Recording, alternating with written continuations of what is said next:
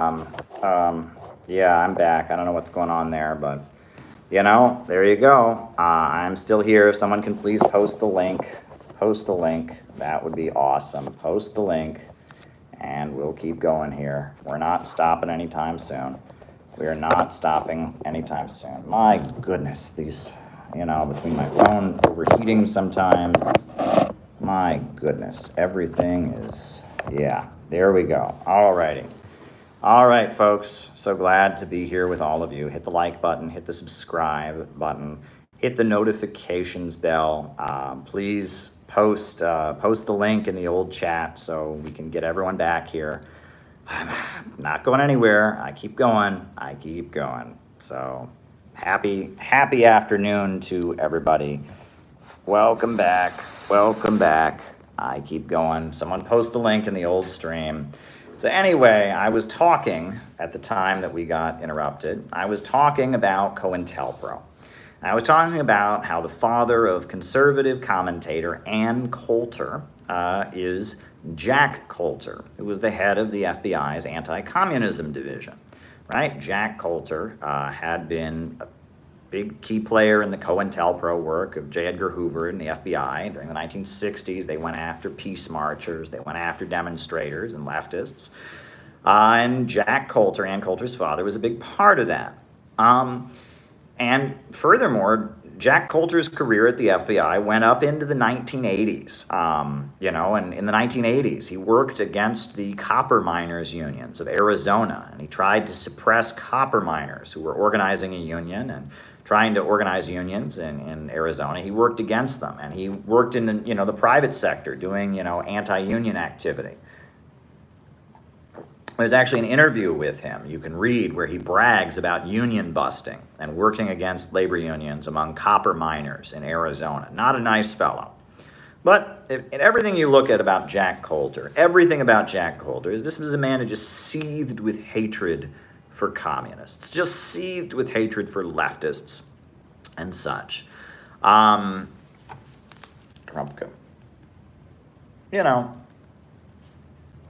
Just seethed with hatred for leftists and Marxists, and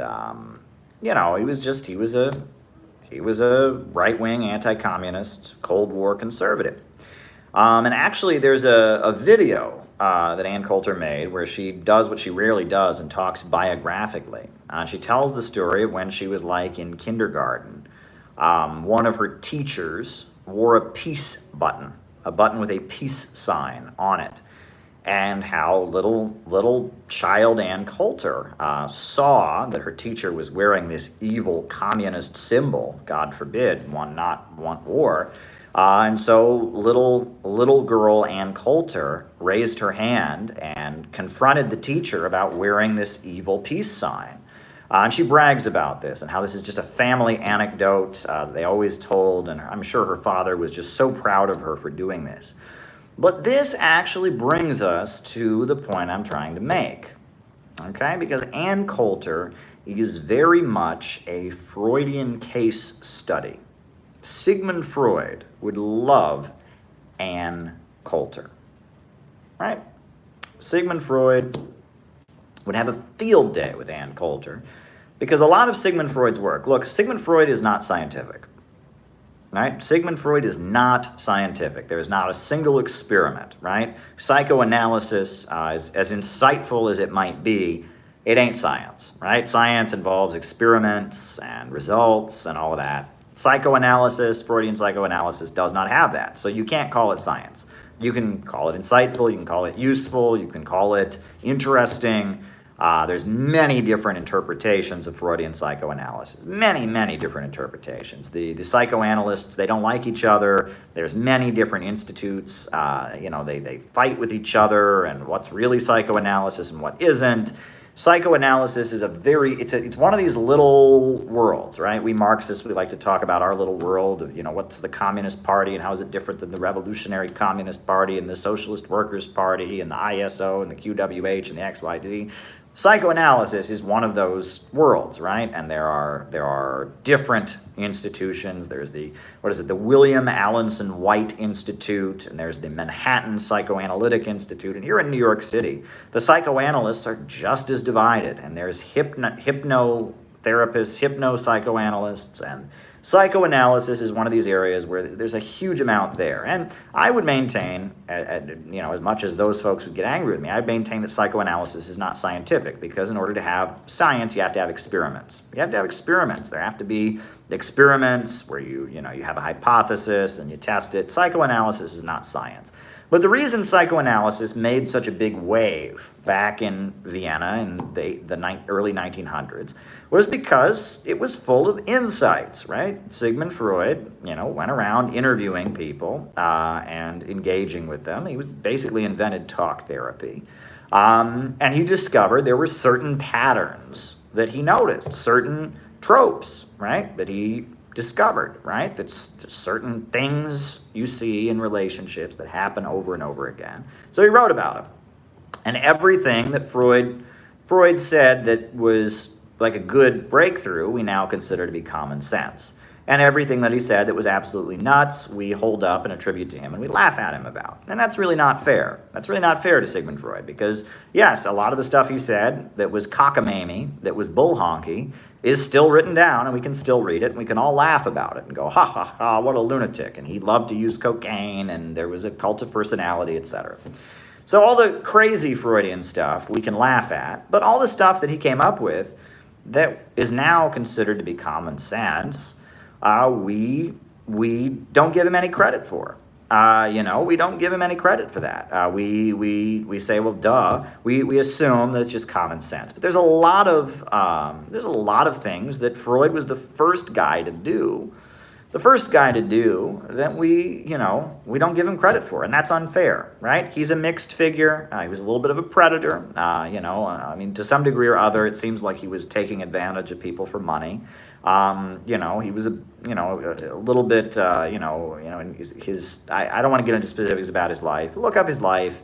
He wasn't particularly, there's some reason to question his ethics, but regardless, I find his book Civilization and Its Discontents to be very insightful, but also very, the way he comes across in that book is pretty awful, right? And that's the thing. He was a smart fellow. He wasn't a good person, but he was a smart person, right? There are a lot of people out there that are not very good, but that are very smart. And there's a lot of people out there that are very smart, and they're not very good.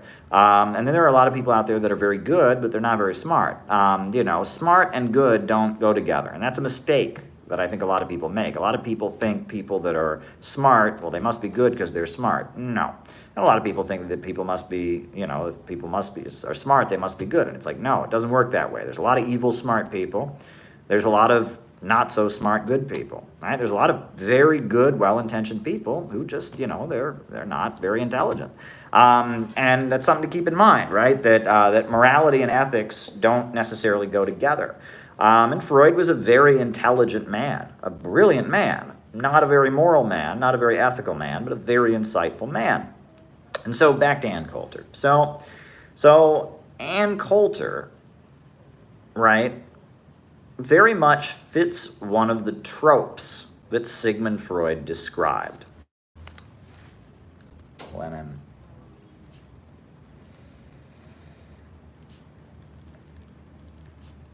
Very much fits one of the tropes that Sigmund Freud described.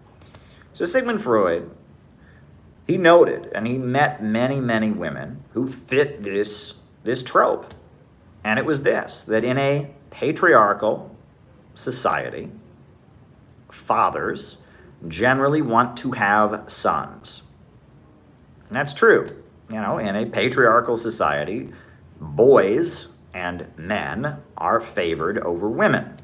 And that's horrendous, and that's, the oppression that women endure, but that's true. And especially in Freud's day, when society was much more traditional, when there had been a lot less struggle for women's liberation, when women were far less empowered than they are now, and women couldn't vote in the United States until 1920, there was especially a feeling that boys are more desirable as children than girls are, right? And that fathers in particular wanted to have sons. And this goes back to, back to medieval times. The king, he wanted to have an heir. He wanted to have an heir to the throne, right? If a property owner, he wanted to leave his property to a son who could continue the family business, right? And among powerful people in a traditional patriarchal society, especially among powerful folks that own means of production, folks that are involved in government, boys and sons are favored over girls,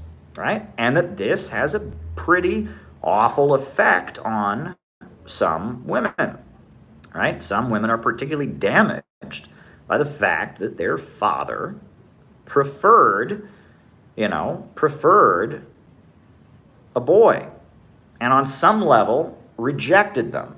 On some level didn't give them as much love as they wanted because they are female. Biggest violators of human rights, U.S. allies. And this happens, right? There are many women who have been damaged, even up to today, because their father felt like he wanted a boy, and instead, they had a girl, right? Edward Bernays. And that there's a particular trope that develops where there is a female child, a girl, who grows up wanting the father's approval, desperately wanting to prove to the father that they are good enough, right? Desperately feeling that rejection because they are female, and desperately trying to prove to the father that they are worthy of his affection. And if you look at Ann Coulter, that's pretty blatantly obvious. Her father was the top FBI, counterintelligence, anti-communist guy. When she's a small child, she's yelling at her teachers because they dared wear a peace button, and she's, a little girl screaming at her teachers. She presents herself, all that she seems to do. Her father spent his life, using the U.S. government to go after leftists and dissidents. And then she spends her adult life writing books, tearing down leftists and dissidents. And on top of that, if you really want to get down to it, she presents herself in a rather masculine way. Now, it's interesting because, back during the Bush years, there was not as much awareness of the transgender issue in liberal circles. And so it was, there were a lot of transphobic comments about Ann Coulter that were made. People in liberal circles wouldn't make those comments anymore because now there's an awareness around it. But it was very common for Air America commentators to think, I think Ann Coulter used to be a dude and stuff like that. People don't say that anymore because that's transphobic and it's not okay. But back then, that was considered okay. And you can hear, Sam Cedar and, and a lot of these liberal commentators talking about how Ann Coulter looks like she used to be a dude. Look at that Adam's apple, all this kind of, stuff. Well, it is true. It is true that Ann Coulter presents, despite being a beautiful woman, despite having long blonde hair and being this very good-looking woman, her conservative rhetoric came across in a rather masculine way. And again, this fits that Freudian trope. Which is that it appears Ann Coulter spent her childhood trying to win the affection of her father. Her father is a deeply conservative, hateful government operative who went after and suppressed leftists. And he broke labor unions, and he broke strikes, and he framed communists, and he was involved in COINTELPRO. And his daughter, his little girl, and she's little, and she's, yelling at her teacher for wearing a peace button. It seems like Jack Coulter, being a conservative, being traditional, seems like Jack Coulter, right?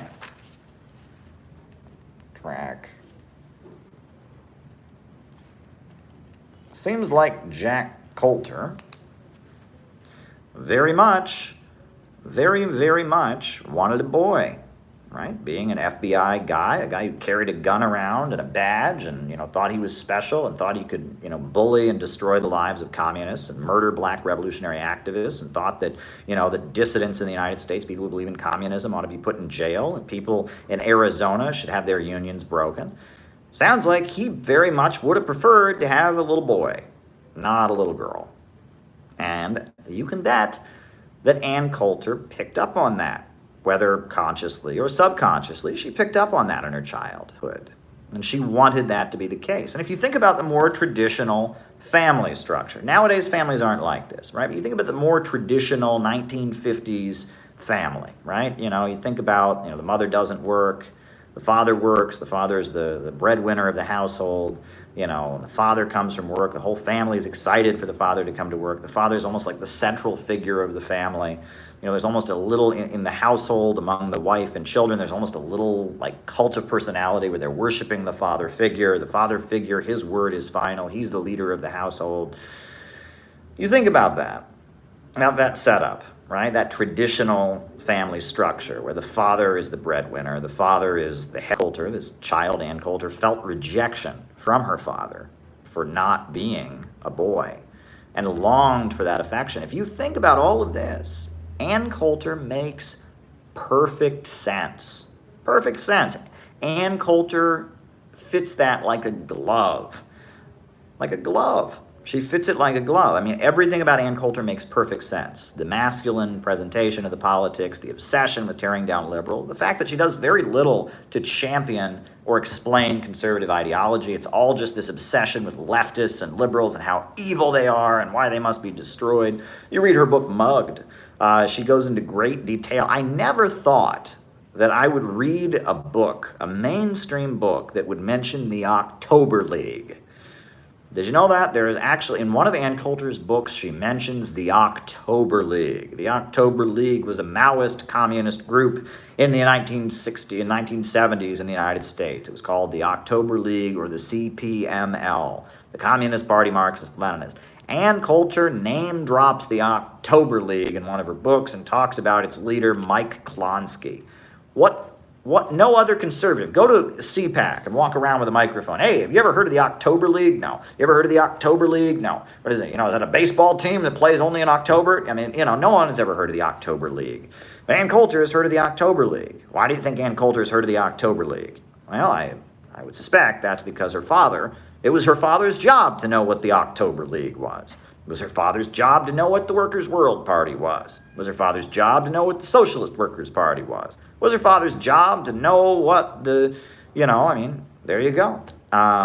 There you go. And that explains a lot about Ann Coulter. The fact that she is this, crazy conservative who says all these wildly offensive things, despite being a woman, presents in this kind of masculine way as she does it. It all makes sense. Sigmund Freud would have had a field day with Ann Coulter. But like I said, psychoanalysis is not science, right? Freud's explanations this is just a pattern of personalities that Freud noticed many, many times. He noticed many, many times that this happened, right? And that many of the women Sigmund Freud interviewed had this pattern in their life. They felt rejected by their fathers for being female, and as a result of that, spent their life doing things to try and prove to their father that they were somehow worthy of the affection he reserved only for a male. Now, again, we don't know why this happens. We don't know even to what extent this is actually the cause of things. Who knows what this could really be? But this is a Freudian trope. This is a Freudian obsession.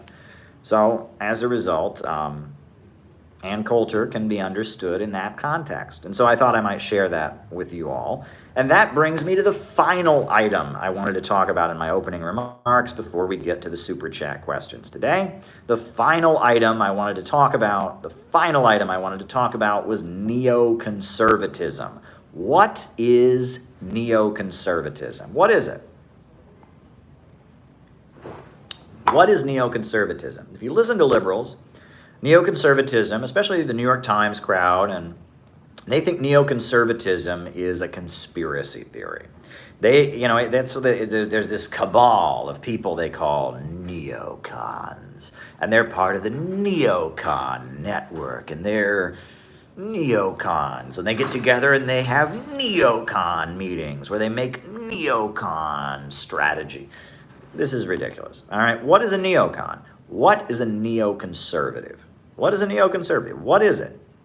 What is neoconservatism? And this comes up a lot because we need to talk about these things scientifically. The neoconservative school of thought, John Bolton is probably the figure that is most publicly associated with neoconservatism, and Mike Pompeo is associated with them as well, but not really. Mike Pompeo aligns with them and repeats their goals, but Mike Pompeo is an evangelical Christian. His thing is religion, but he's in with the neoconservatives. He has an alliance with them.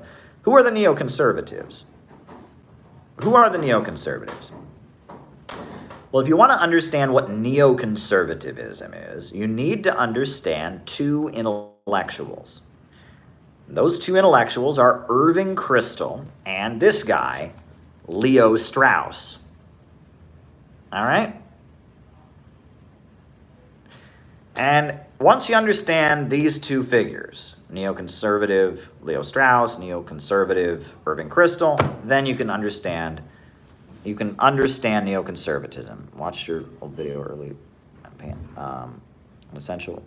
today on essential workers during the pandemic. Could you please help me buy them a drink next time you run into one on CPI? Cheers. I've noticed you smile a lot more in your old. Thank you. Please donate to the John Brown Volunteers, and I absolutely will. And thank you both for those super chats. They are deeply appreciated. So the neoconservatives, who are they? Who are the neocons? Well, the neocons, basically, you have to understand Trotskyism and the degeneration of Trotskyism, and then you have to understand Leo Strauss.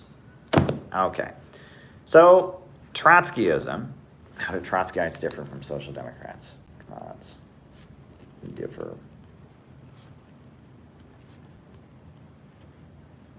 All right, so Trotskyism, Trotsky, he is leader of the Russian Revolution. He has a falling out with Stalin. He goes into exile. He builds a fourth international. He says that Stalin and the Soviet government have betrayed the ideals of communism, are no longer committed to communism. He has his theory of the permanent revolution, the idea that the Soviet Union shouldn't try to build socialism in one country, but instead should strive for a global revolution. That's Trotskyism.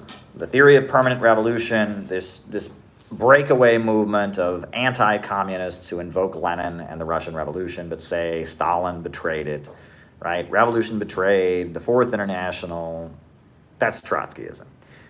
Well, in the final years of his life, Leon Trotsky had a fight with some of his other followers. Some of Leon Trotsky's followers argued in 1939 that the Stalin-Hitler Pact proved that the Soviet Union was no longer a socialist country. Strausserism. Proved that the Soviet Union was no longer a socialist country because it would sign this treaty with Nazi Germany. Well, Trotsky disagreed. He said the Soviet Union was still a deformed or degenerated workers' state. It was still socialist in its economic foundations. It was just led by a counter-revolutionary bureaucracy or a parasitical bureaucracy. That was Trotsky's feeling, right? The Soviet Union wasn't capitalist. It was a deformed workers' state. But Irving Kristol and Max Shachtman and who else? Shachtman, Martin Aburn, and James Burnham, they disagreed. And they maintained the Soviet Union was state capitalist. They maintained the Soviet Union was bureaucrat collectivism. They maintained the Soviet Union was not a socialist country. It was either bureaucratic collectivism or it was state capitalism. It couldn't be socialist. Well, Irving Kristol was one of these people. He got drafted into the Army. And when he got drafted into the Army, that was the first time he had ever encountered actual working people. He was from a wealthier family. He was an intellectual Trotskyist from New York City. And when he got drafted into the U.S. Army, all of a sudden he was around actual American working class folks. And he hated them. And he thought they were awful people. He thought they were subhuman. They were inferior rabble. And so based on that, he says while he was in the U.S. Army, he turned against Marxism. But after he got out of the U.S. Army, he was hired by the U.S. CIA. And the CIA, he was still working with all of his old friends in the Shachtman, the split from Trotskyism, all his old Trotskyite friends. He hired them in 1949 to run the Congress for Cultural Freedom program. I don't want to go there. All right, and he ran the Congress for Cultural Freedom program. And the Congress for Cultural Freedom program was the CIA funneling money to leftist groups that were anti-Soviet.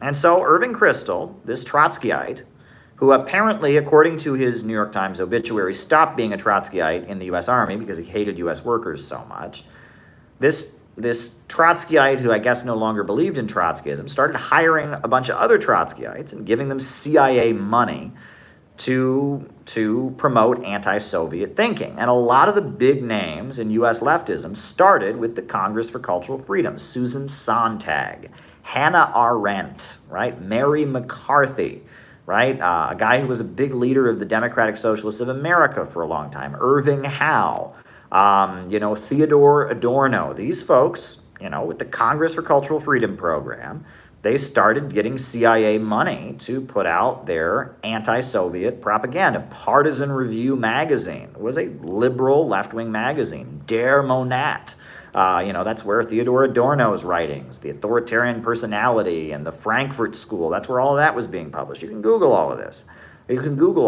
Right? The Congress for Cultural Freedom program is run by Irving Kristol.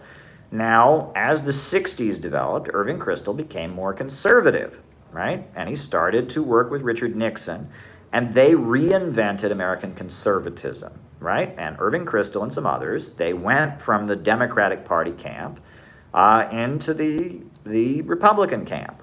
They started to feel like the Democratic Party was too friendly to the anti-Vietnam War protesters, and they started to feel that way.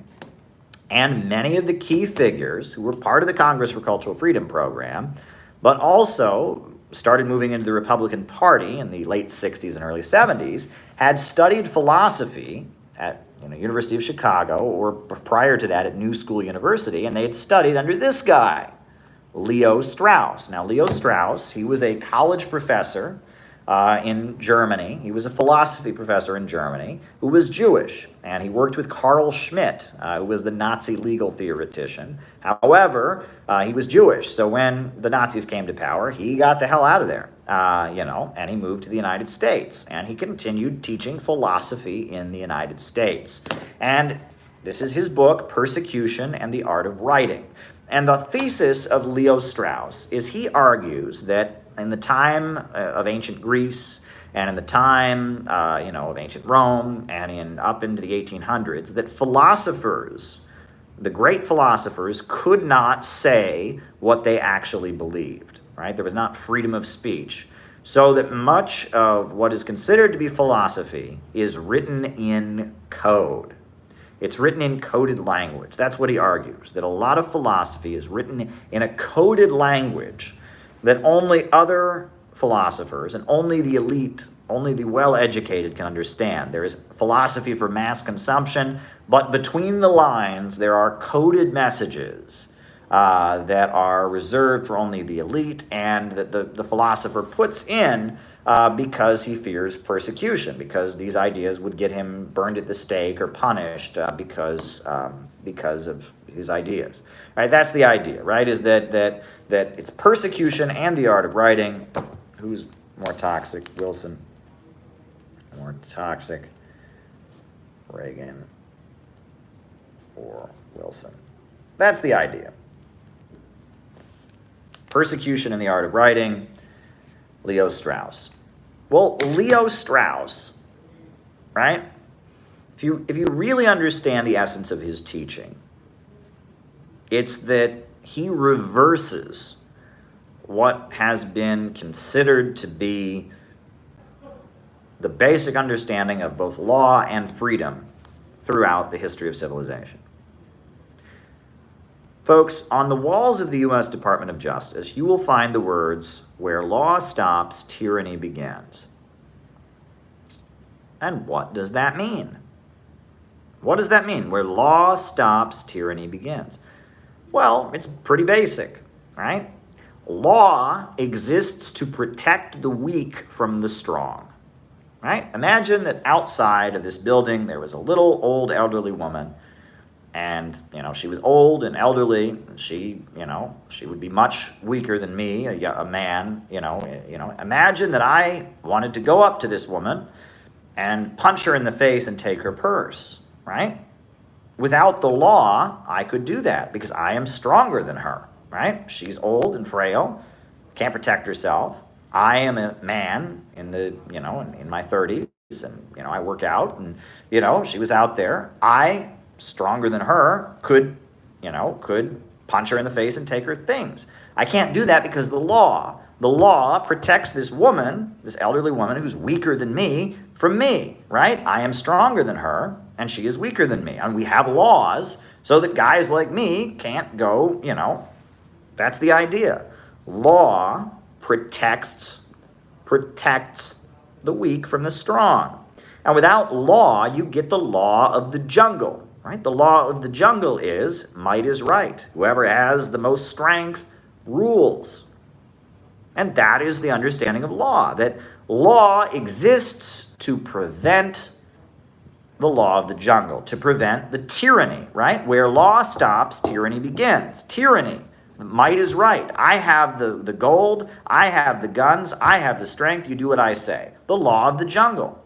And the idea, civilized human beings don't want the law of the jungle, right? From the Code of Hammurabi up to today, the idea of law is to make sure it's not the law of the jungle, to give people certain rights and protections. Freedom of speech. The idea is, as a society, we decide that you can't be put in jail for saying what you believe. We decide that you can choose your own religion, right? That law exists to protect the weak from the tyranny of the strong. That's why law exists. That is basic understanding. Laws are to benefit those in a weaker position.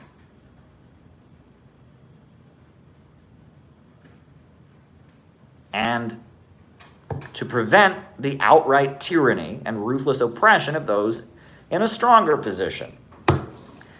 Leo Strauss says the opposite. Let me repeat this. Leo Strauss and neocons believe in the opposite. Leo Strauss and the neocons believe that freedom and law don't exist to protect the weak from the strong. Rather, laws and freedom exist to protect the strong from the weak.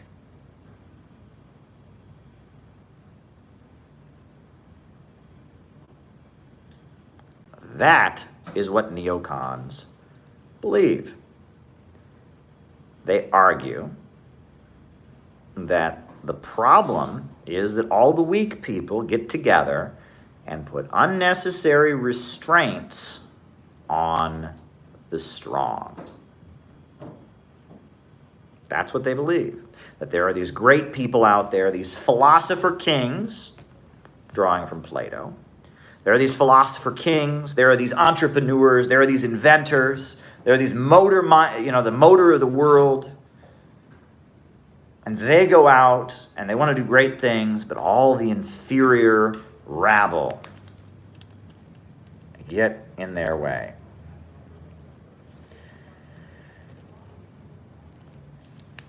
And the purpose of law is to make sure that the inferior rabble don't get in the way of the superior ones. The purpose of law is to ensure that the superior ones stay at the top and none of us rabble get in their way. This is what neocons believe. And they look at the Soviet Union, a society where the rabble got together and overthrew capitalism is very dangerous. And they see Nazi Germany and the Soviet Union as being the same because both of them had mass movements involving people, mass movements of people. They think mass movements of people are inherently dangerous. They think populism is the greatest evil. Why? Because populism involves all the inferior people getting together and putting restrictions on the superior ones. This is what they believe. They are opposed to democracy. They are opposed to popular power. They see ordinary people as a dangerous mob that needs to be controlled. And in their minds, communism, Stalinism, anti-imperialism is the greatest evil because it represents societies. Societies where the great ones, the capitalists, the intellectuals, have been suppressed by the mob. This is what they believe. And Irving Kristol and Leo Strauss told their followers that they were part of an elite group whose job it was to brainwash and socially program the inferior ones to make sure they never got in the way of the great ones. That's what neoconservatives believe. That is what they believe. This is the neoconservative viewpoint. It is anti-populism, right? The favorite TV show of Leo Strauss, his favorite television program was called Gunsmoke. And it was an old cowboy TV program where the good guy wears a white hat, the bad guy wears a black hat. The bad guy is always all bad. The good guy is always all good. And Leo Strauss said that average Americans need to be told about foreign policy and global affairs like it's an episode of Gunsmoke. They're too stupid to understand how complicated it is.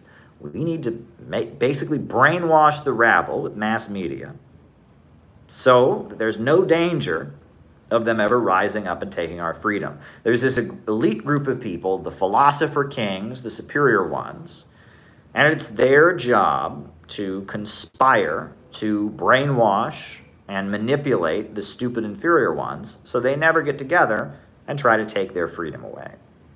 That is neoconservative thought. That is the essence of what neocons believe.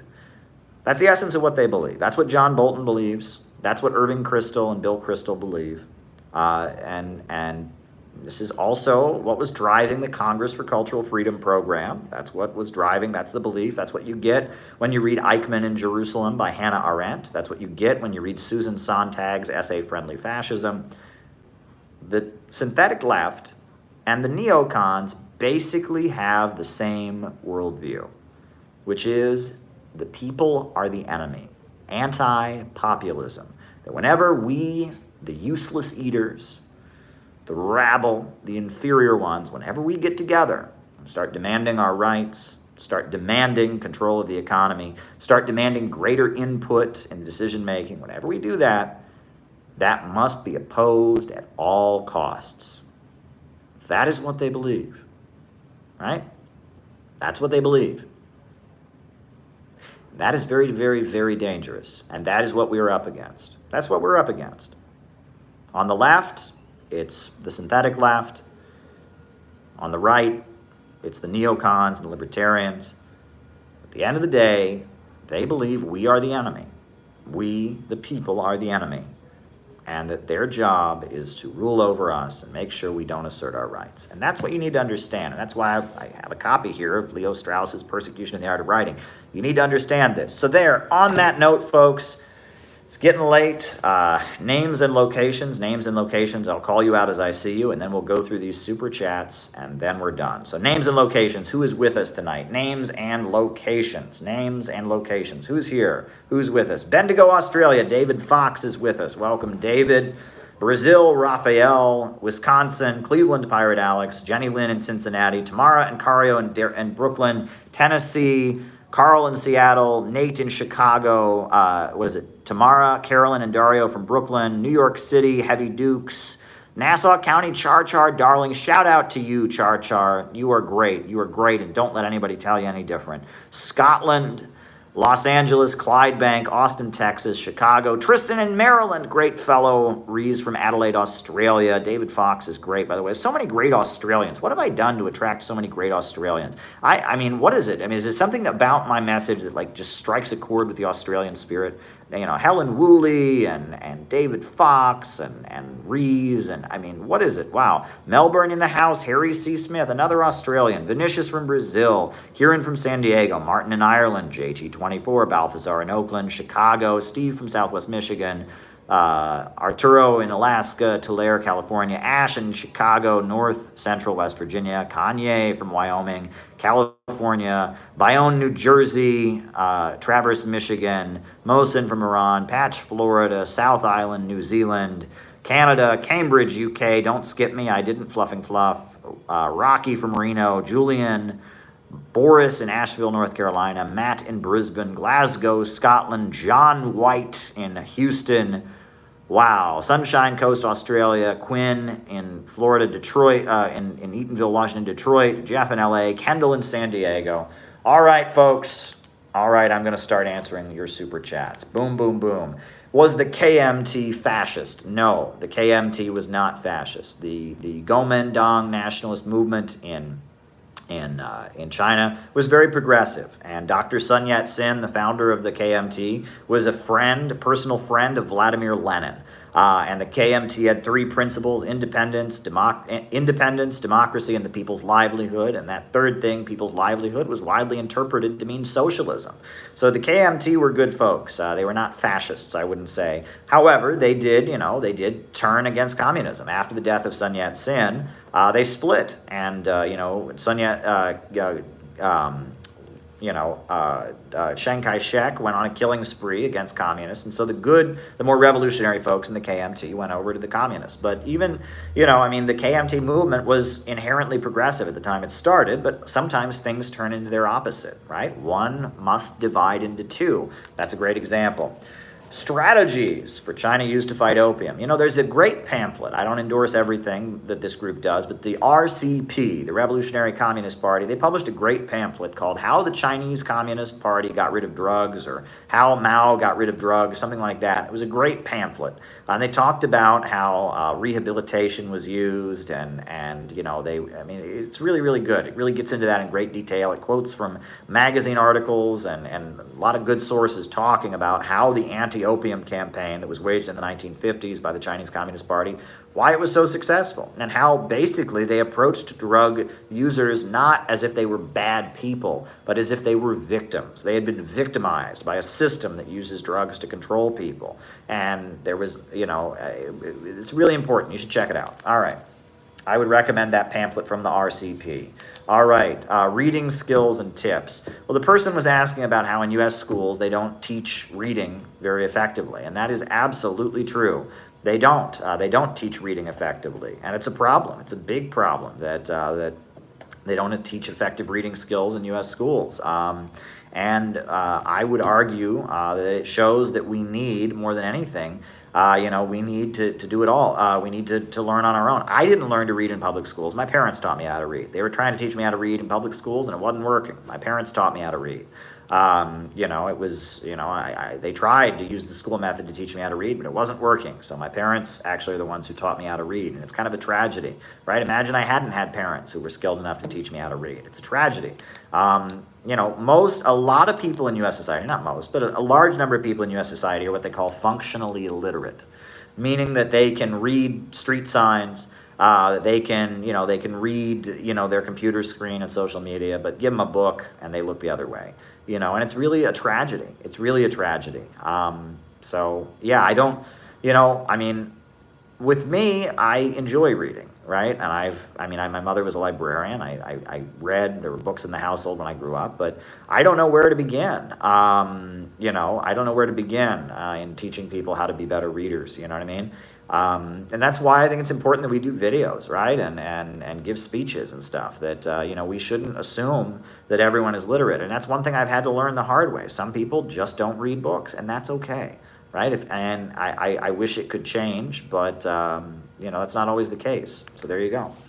All right, how do you spread 21st century socialism habits to avoid? Well, one thing you can do to spread 21st century socialism is start a discussion group of this book. We are city builders, right? It's designed to lead group discussions. After every section, there's questions. Every day, the John Brown volunteers have a study session with it. They just had a great one this afternoon with some guests. And so one thing you can do is, in your neighborhood, in your community, get folks together and as a group, read this book and discuss it. That's one thing you can do. But another thing is when you're engaging with people, I would argue that it's very important not to sound like a liberal, because nobody likes liberals. Liberals have sold out and betrayed people many times. There's a million miles of difference between communists and liberals. And if you just sound like a cliche liberal, no one's going to listen to you. You have to make clear the uniqueness of your message, and you have to emphasize what you're for, not what you're against. If you fall into the trap of being against everything, it's not going to work out so well. You need to emphasize what you're for, not what you're against. All right. How did China get Western countries to transfer technology? I believe, if I'm not mistaken, I was talking about this with one of my Chinese friends, there is so much technology that has been innovated in China that's been adopted by Western countries that no one ever talks about, right? You talk about the tech hubs in China. Shenzhen, I'm probably butchering that because I don't speak Chinese, but, the model city that Xi Jinping built, I'm sorry, that Deng Xiaoping built. There was a lot of technological development that Western companies had just ripped off. Look at Huawei phones and how much better they are than American phones. And we have gotten this message, though China steals technology from the West. Well, no, the West also steals from China. And when it really gets down to it, intellectual property is very hard to enforce. It's very hard to enforce. There's a lot of lawsuits where it's really not clear whose idea is whose, because at the end of the day, it's very, very hard. How do you put a price tag on an idea, right? How do you patent an idea? It's very hard. Intellectual property is very tricky. It's a big, important part of capitalism, a very important part of capitalism. Many of the lawsuits in the business world are about intellectual property. But the reason that it's so contentious is it's very, very, very hard to prove. It is. And there's international agreements to it, and China has signed international agreements, and it's complicated. At the end of the day, when people say, oh, China steals Western technology, that is such a huge oversimplification. Intellectual property is extremely complicated. There is all kinds of American companies that have stolen from China, you could argue. And what does IP mean? How do you prove someone really stole or didn't just have a similar idea? What really constitutes a patent and what doesn't? Huawei just sued Verizon last month for an IP violation. Exactly. It's much more complicated than that. And when people talk about that issue, it's just this flat statement that, again, if we didn't have such an anti-China atmosphere, if we didn't have such an anti-China atmosphere, people wouldn't get away with it. But because we have an anti-China atmosphere, somebody says, China steals intellectual property. And everyone goes, yes, they do. And then that's the end of the discussion. It's not that simple. All right, child labor in the United States. I don't know, right? I'm not a lawyer. I really don't know how the labor laws work on that kind of thing.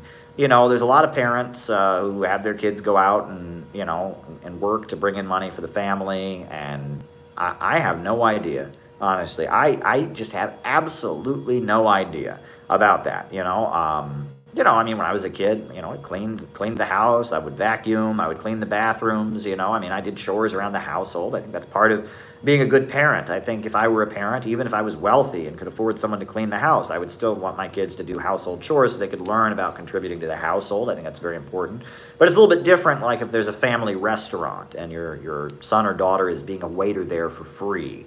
So I don't know how the law around that works, honestly. I just don't have knowledge on the topic. So there you go.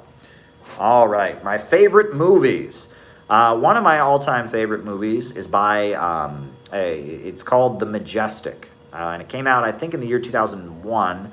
It starred Jim Carrey. And Jim Carrey normally does like silly comedy movies where he makes funny faces and stuff like that. It wasn't like that at all. It's a really great movie, a really touching story about a small town in California that's kind of dealing with the loss of the Second World War, and a McCarthyist writer, a writer who's being targeted by the House Un-American Activities Committee, and it's a beautiful film. Everything about that film is just beautiful. It's a beautiful film. I really, really love The Majestic. I would recommend The Majestic.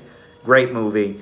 Really just a beautiful film in every way, in every possible way. I hope you all can't hear that vacuum cleaner running in the background. It sure is annoying me.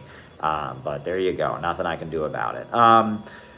Another movie I really like that is political is V for Vendetta. And when I went to see V for Vendetta in high school, I was a senior in high school, and wow, I walked out of that movie pumped and pumped. I was just, wow, I don't think I've ever felt so empowered by a movie as I did watching V for Vendetta.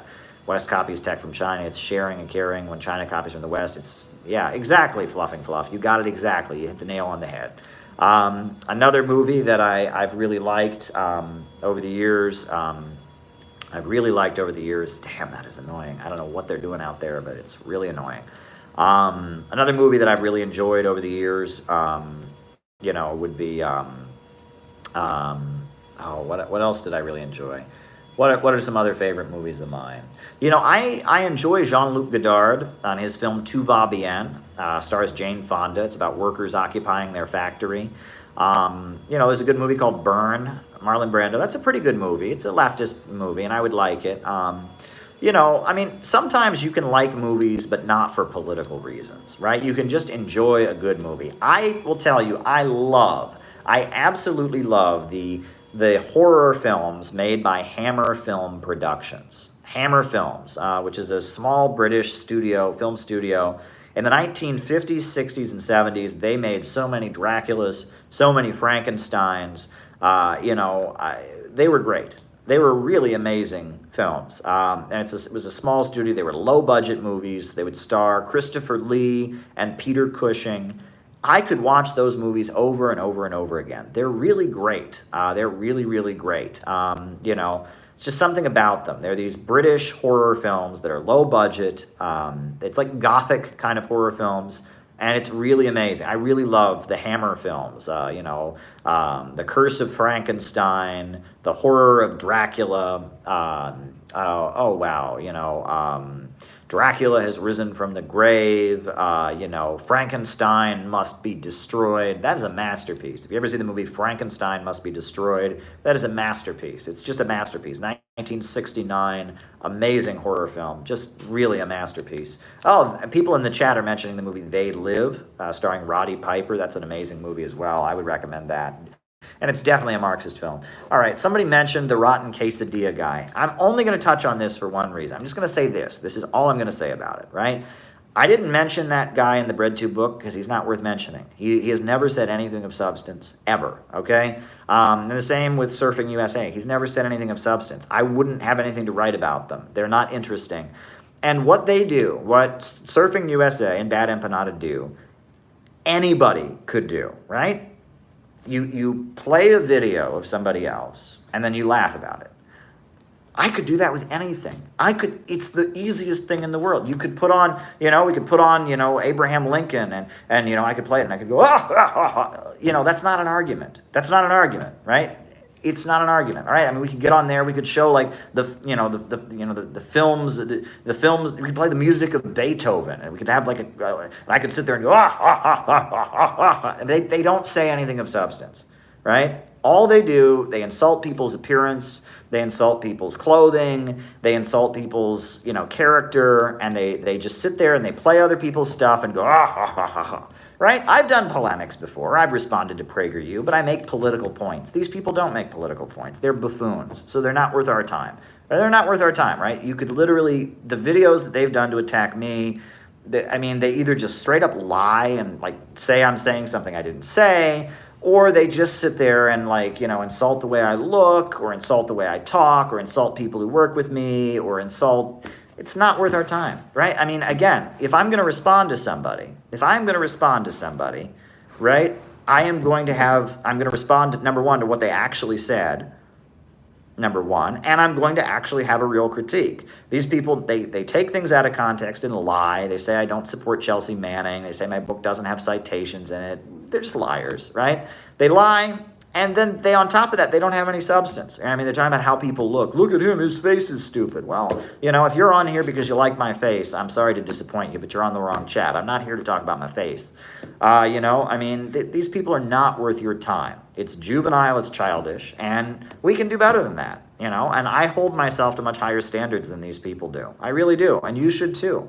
They're not worth your time. You wonder how much money they've gotten on Patreon. Someone sent them, hey, here's $200, go after that guy who just happens to be, putting out views that are against what the State Department wants. We don't know that, right? I mean, there's been a couple times that, not them, but some other people have admitted that there's money going out on Patreon. If you attack me, if you attack me personally, if you insult me, that there's money being handed out from shady people on Patreon to go after me. So, hear that, right? If you want to make some money, just start lying and smearing about me, because there's a lot of money being handed out to do it, and that should show you that I'm a threat to certain people, right? Again, there's a lot of people on the internet talking into their webcams, a lot of them have a lot more subscribers than me, but the fact that these people, have singled me out, it's a little bit of a compliment if you think about it, right? It means that I'm important to somebody. So I take it as a compliment. And again, if someone has substantial, legit criticism, I'll engage with them. These people I don't engage with. And I encourage you not to engage with them. And please stop sending them to me. My goodness sakes. I don't ever want to get, and the same with the Netflix movie. Don't send me the Netflix movie. If one more person says they saw me on Netflix, I'm going to pull my head out. Yes, I'm in the Netflix movie shouting. It was a demonstration at the White House against the bombing of Syria, and I was there marching with the Answer Coalition against the bombing of Syria, and there were these anti-Assad people who wanted to bomb their own country and wanted their own people to die because they hate Ba'ath socialism or whatever, or they're religious extremists, and so I shouted at them, and there's a clip of it on Netflix. Yes, I'm aware. Yes, I'm on Netflix. I'm aware I'm on Netflix. They use me as a caricature of angry mob. That's me. I'm on Netflix. Guilty as charged. Yes, it's me. Don't send it to me again, please. All right, thanks. Next question. What historical figures do I admire? William Z. Foster is by far one of my greatest heroes. I really look up to William Z. Foster, right? I mean, the greatest American Marxist, the organizer of the Steel Strike of 1919, the leader of the Communist Party, amazing person. John Brown, an anti-slavery, anti-racist activist who gave his life to fight against slavery. Love John Brown, just a dynamic figure. I love Joan of Arc. I think Joan of Arc was one of the, a great example of a heroic, amazing individual. Great admiration for Joan of Arc. There are some historical figures who even though you don't agree with them in their actions, you can find their life story to be inspirational, right? You cannot agree with what they did. I think Oliver Cromwell's life story is somewhat inspirational, the way he became who he was. I also think Napoleon's life story is the same way. I mean, the way he, the little corporal and his, his way of growing up. I think Stalin's life story is fascinating, actually, being, from Georgia and his development. And so there you go. I mean, there are different figures throughout history that you kind of attach to. And there are some historical figures. Elizabeth Gurley Flynn is an amazing person. Huey Newton and Bobby Seale and the Black Panthers are very fascinating figures. I could listen to Stokely Carmichael, Kwame Ture. I could listen to him all day long. That's an amazing orator. I could listen to him when I'm at the gym working out. I often listen to Stokely Carmichael, Kwame Ture, because that guy was very good, and he's always preaching scientific socialism. So there you go. Good bios of Stalin and Roosevelt. The best bio of Roosevelt I've ever read is called A Traitor to His Class. I really like it. The best bios of Stalin that I've ever found are written by Simon Sebag Montefiore. And it's weird. I think it's because Simon Sebag Montefiore is such a right-wing conservative that he was allowed to write a book about Stalin that was somewhat sympathetic, because no one's ever going to think he's a communist because he's so right-wing and aristocratic. He's this wealthy British guy. He went to Eton, the elite, public prep school in Britain. And, Simon Sebag Montefiore, his book, The Court of the Red Tsar, and his book, Young Stalin, are both very good. And you get an understanding of who Stalin was on a personal level. It's interesting because I've actually discussed both of those books with Grover Furr. And Grover Furr actually said that, a lot of what's in those books checks out. Most Stalin biographies are a collection of negative anecdotes. Every person who ever said Stalin, harmed me, their anecdote is repeated verbatim. There's a whole bunch of untrue quotes about Stalin. Like one thing that is in one book is Winston Churchill claims that at one point he said, Stalin, how many people have starved to death? And he put up his hands like this, and that meant 10 million or something. It's like, that didn't happen. Stalin said the death of one is a tragedy. The death of millions is just a statistic. He didn't say that, right? I mean, it's like there's a lot of these stupid anecdotes that somebody said they heard somebody say, and so there's a lot of stuff like that shouldn't be in biographies. It's just rumors, right? But, if you read Simon Sebag Montefiore and his biography of Stalin, a lot of it checks out. I mean, he actually did some real research. And while he repeats, some of the standard anti-Stalin narrative, you learn who Stalin the man actually was. You learn about his personality. You learn about where he came from. And it's not a bunch of stupid, unproven anecdotes that prove he was Satan, right? You get an impression of who Stalin was on a personal level. So there you go. There you go. And I think sometimes Marxists, we underestimate the role of the individual in history. And that's a shame because the individual can be decisive. Look, the fact that Franklin Delano Roosevelt, who did so many progressive things and aligned with the Soviet Union to defeat the Nazis, the fact that he went to a Christian socialist elementary school, right? The fact that he went to an elementary school taught, that was directed. It was an elite, very expensive, very good elementary school that was run by Endicott Peabody, who was a Christian socialist. I think that had an impact on Roosevelt, right? And that the reason the school that Roosevelt went to, this elite, it was a very, very expensive elite private elementary school that was run by a socialist Christian minister named Endicott Peabody. And the reason that school was so good was because Endicott Peabody instilled very, very, collective values, right? He taught these young men to love their fellow man. He taught them to be good, basically. Endicott Peabody, who was the director of this school that Roosevelt went to, was a good person. In a lot of ways, and that he was teaching, the elite. I mean, this was like the most elite school that existed at the time, but he was a Christian and a socialist, right? And he encouraged these young boys to have empathy for others and to have compassion, and it was for all boys, and it was in New England. And I think the fact that Roosevelt went there probably had a very big impact in world history. All right, Ted Kaczynski. All right, it had a big impact in world history, okay? I really think it did. I mean, and apparently, Endicott Peabody, I don't know, by today's standards, he was probably an awful person. Apparently, there was corporal punishment, and he did, these are the children of the elite or whatever. They were going there, but he had no problem spanking them when they were bad, and he would force them to do chores and stuff. But for children of the millionaires and the multimillionaires of those age, again, he was treating them like normal people, making them do manual labor, right? Getting them to think and empathize with people who had a less fortunate, a less fortunate place in life. I think that the fact that Roosevelt, he went to a school and learned from Endicott Peabody probably had a big impact on him. Idol smashing. So there you go. All right. Mika Brzezinski. Yes, her father is Zbigniew Brzezinski, and the Dr. Evil, the maniacally evil, effective CIA strategist, Columbia University, a mentor to Barack Obama, a mentor to Jimmy Carter, the CIA, the guy who developed the strategy of manipulating socialist countries against each other and building counter gangs like Al-Qaeda to fight the Soviet Union. That's him, and she's on Morning Joe. She's nowhere near as smart as her dad is. Her dad was an evil genius. She's, a fun person to listen to on TV. I don't know. She's on Morning Joe. Yep.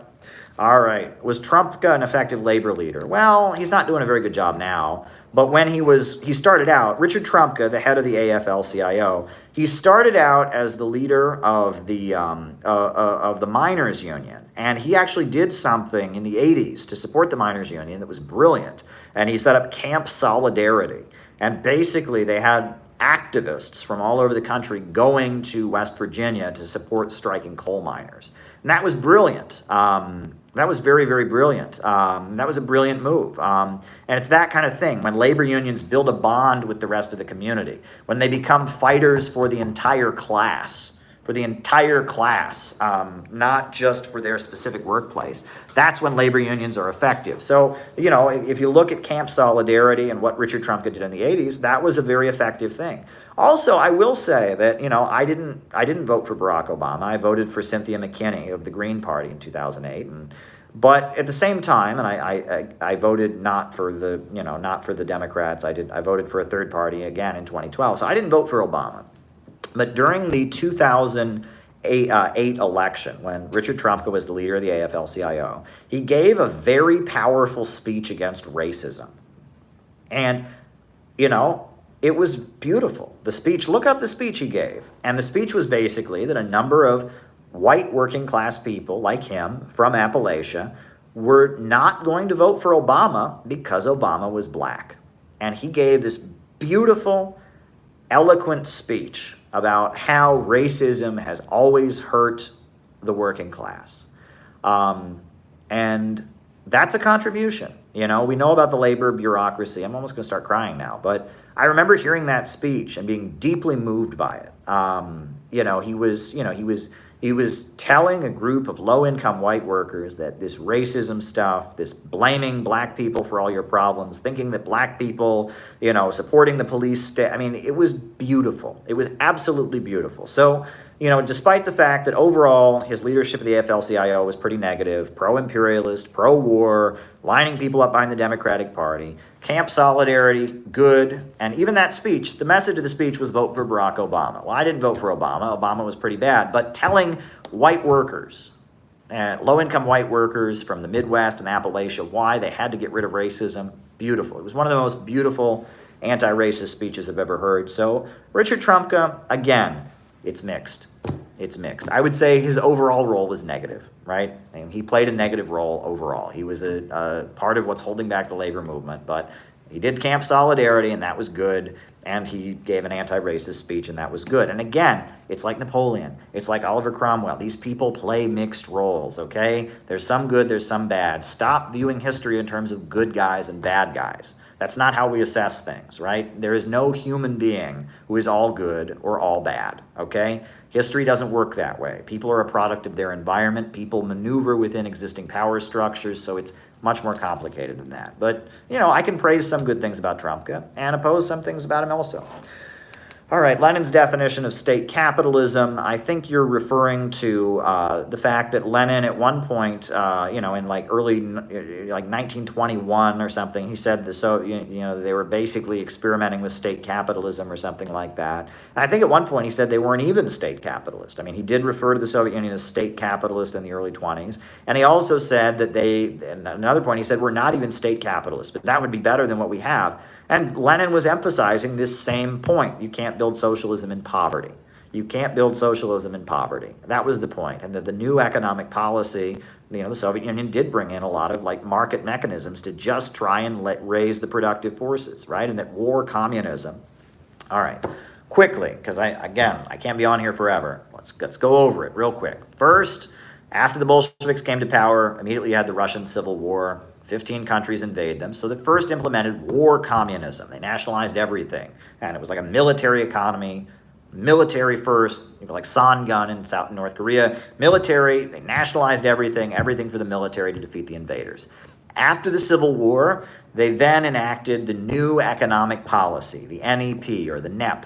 And what that was, they had a lot of private markets, and they redistributed land, and they had private farming, and they had a lot of, private industries and factories, but they kept things like steel, things like major industries, electricity, nationalized. They kept the commanding heights nationalized, but they had privatizations. Then in 1928, Stalin launched the 5-year plans, and they built a huge industrial economy that was state-run.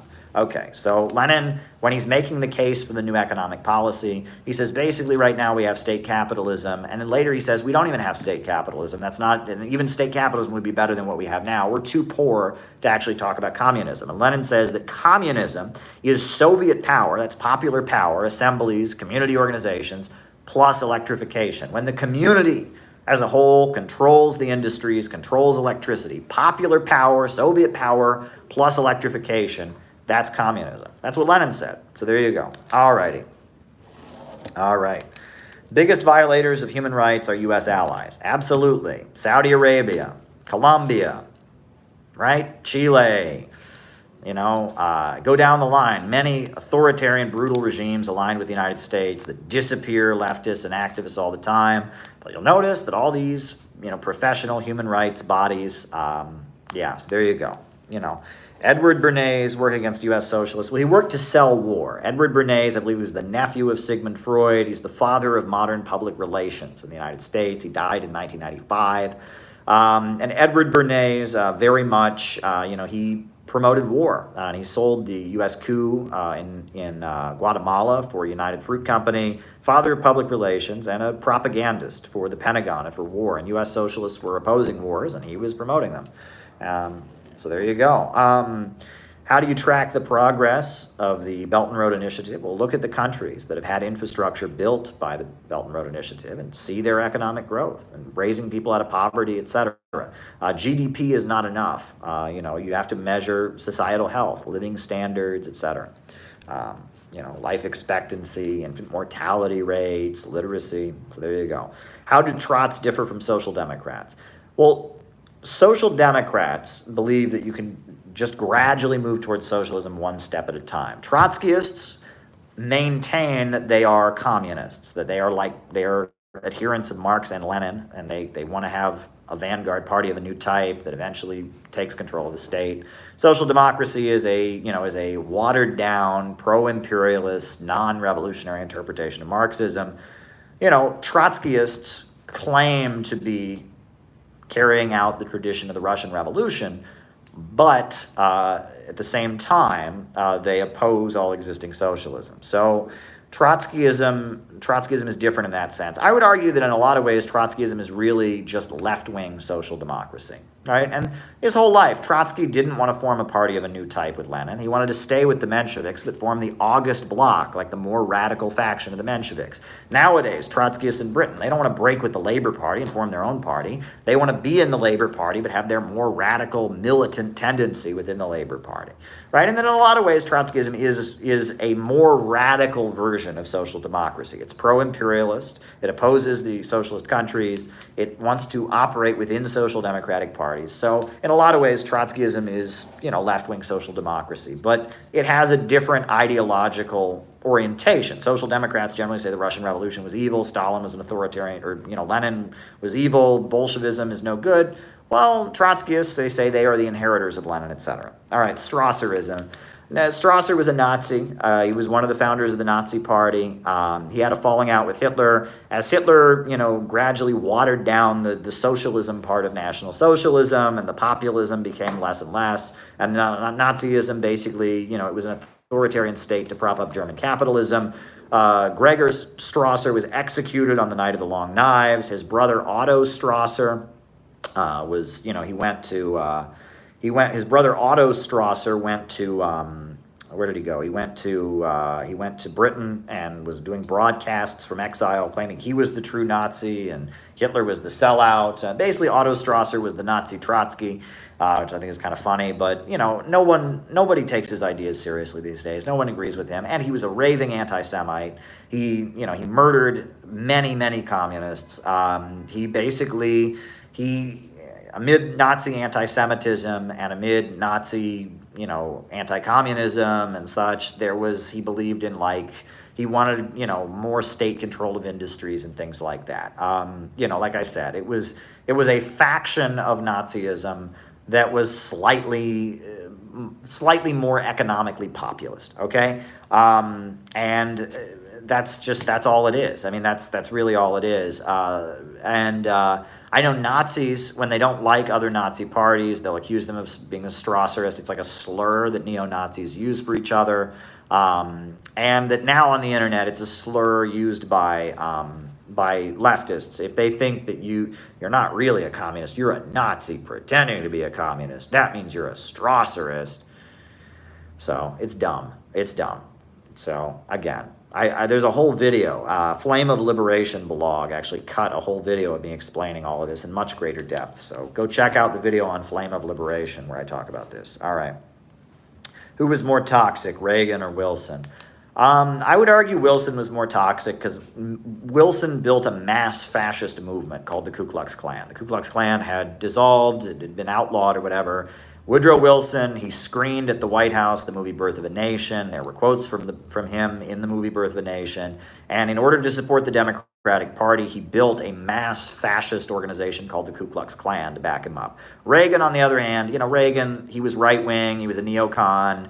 He was pretty bad, but he didn't, build a mass fascist movement of violence and terror on the street that conducted lynchings and assassinations. Wilson was bad, but he wasn't as evil, as straight up evil as Wilson was. Wilson could have been an American Hitler if he wanted to.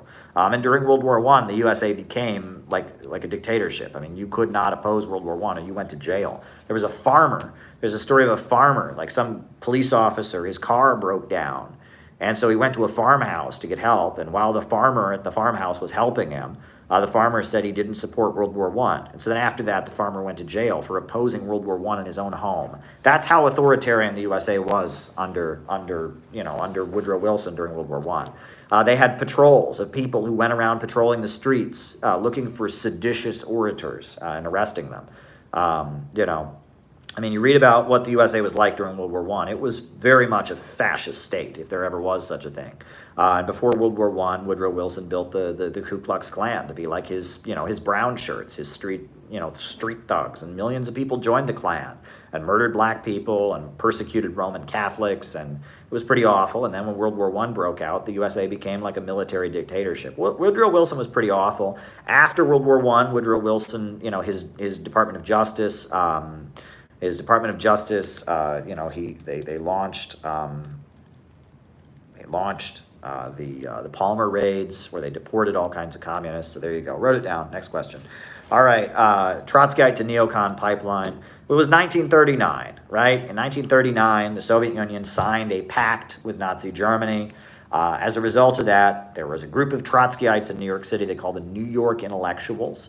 Max Shachtman, Martin Aburn, and James Burnham. There's a book about them called The New York Intellectuals, and many of them did go on to become neocons. And that was the influence of Irving Kristol. Oh, we're still going? All right, we're still going. All right, sorry about that. We're still here. It's a miracle. It's a miracle that we are still here, but we are still here. I don't know how that... Wow, okay. Great, and let me quickly finish. Let me quickly finish, and then we'll be done. All right, so we'll quickly finish. All right, we got 2 or 3 more of these to get through. All right, Ted Kaczynski, in his, manifesto, what is it, Industrial Society and its discontents or whatever, it's a crazed rant. The guy was a psychopath. I mean, to be fair, he was tortured. He was psychologically tortured by the U.S. government, right? They did experiments on him where they had, you can read about what was done to him. He's very much a product of some demented experiments by American intelligence. But they made him lose his mind, and he was a psychopath who kind of hated other people and hid in the woods and hated industrial civilization. His criticism of American leftists is kind of funny. Because, he points to a lot of true things, but overall he's an anti-progress, anti-civilization, primitivist, and I don't think that he had a very good political message, and I certainly don't agree with his actions. He, conducted horrendous actions, killing all kinds of people, against technology, against progress, so not a big fan of Ted Kaczynski. You can kind of... it's his criticism of American leftists is kind of funny because it points to some obvious truths. And that's the thing. Sometimes bad people can point to good truths. And just because you understand that doesn't mean you're endorsing the bad things they say. All right, Daesh smashes idols. Well, Daesh is a reactionary sect, and I hate Daesh. And Daesh, Wahhabi ideology is what the U.S. government has been promoting all over the world to fight progressive movements in the Middle East, whether it be the Shia revolution in Iran, whether it be Ba'athist Arab socialism. So I mean, Daesh breaks shit. A lot of people break things, So there you go. What do I think of billionaires? Well, the problem with the billionaires who run the United States, right, is there's a billionaire ruling class that runs the United States. The problem is that they're capitalists, and the way they got their billions was exploiting working people. That's the problem with them, right? The goal of communism is to build a society with so much abundance that all inequality breaks down and that we don't even need a state. The basis of inequality is scarcity.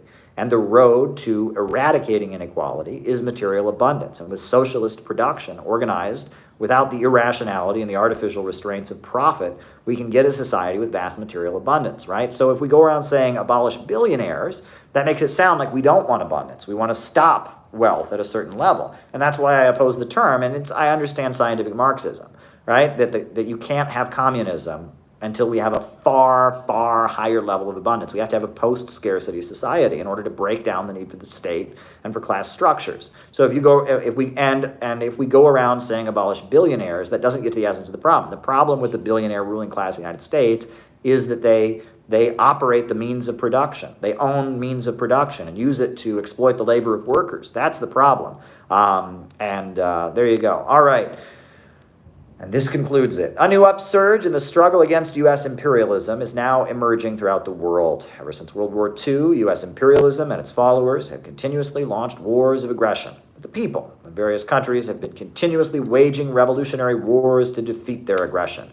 While the danger of a new world war still exists and the people of all countries must get prepared, revolution is the main trend in the world today. While the danger of a new world war still exists, the people of all countries must get prepared, revolution